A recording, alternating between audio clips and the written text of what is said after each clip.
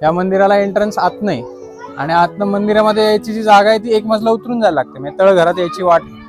तळघरात या मंदिरात यायला एंट्रन्स.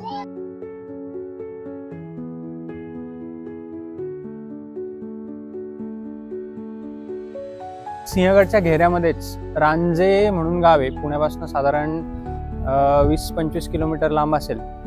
आणि ह्या रांजे गावामध्ये इथलाच शंकराचं एक मंदिर आहे, रांजेश्वर नावाचं. फार पुरातन मंदिर आहे, म्हणजे याचे रेफरन्सेस खूप आधीपासून सापडतात. शिवाजी महाराजांच्या काळात तर आहेच, म्हणजे होतच, त्याच्या आधीपासनं हे मंदिर अस्तित्वात आहे, याचे सुद्धा रेफरन्स सापडतात. रांजेश्वर मंदिरातली पाण्याची कुंड इंटरेस्टिंग आहे. जेवढे केवढे रिव्ह्यूज तुम्ही वाचाल ऑनलाईन त्याच्यावरनं पण हेच कळतं की मग इथलं टोटल 3 पाण्याची कुंड आहेत आणि चौथं कुंड हे बाहेरच्या बाजूला, म्हणजे शेतीसाठी पाणी जाण्यासाठी होतं. पहिलं कुंड थोडंसं वर आहे आणि ते असं म्हणतात की पहिलं कुंड हे देवाच्या पाण्यासाठी, म्हणजे पूजेसाठी किंवा सगळ्या विधींसाठी जे पाणी लागायचं ते पाणी फक्त तिथनं घेतलं जायचं पहिल्या कुंडातनं, बाकी कुठल्या कारणासाठी ते वापरलं नाही जायचं. त्याच्यातनं दुसऱ्या कुंडामध्ये एक गोमुख आहे. सो पहिल्या कुंडात एका लिमिटपर्यंत पाणी भरलं की तिथनं पाणी आपोआप दुसऱ्या कुंडात यायचं.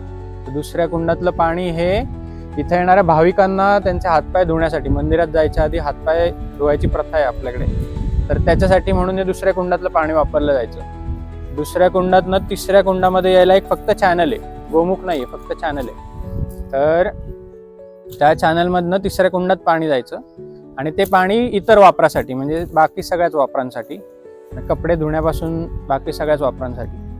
आणि मग त्याच्या पुढे अख्ख्या मंदिराला सी सेक्शन कंप्लीट करणारा वॉटर चॅनल आहे आणि त्याच्यावरती दगडांचाच ब्रिज बनवलेला आहे. त्याच्यावरनं चालत जाता येतं पूर्ण मंदिराच्या पुढे आणि खालनं पाण्याच्या वाहण्यासाठीची वाट आहे, जी पलीकडच्या बाजूला मंदिराच्या गाभाऱ्याच्या उजवीकडच्या बाजूला, आणि तिथनं ते पाणी बाहेर जायला जागा आहे, जिथे बाहेर वावर आहे, शेती आहे बाहेर, त्या शेतात जायचं.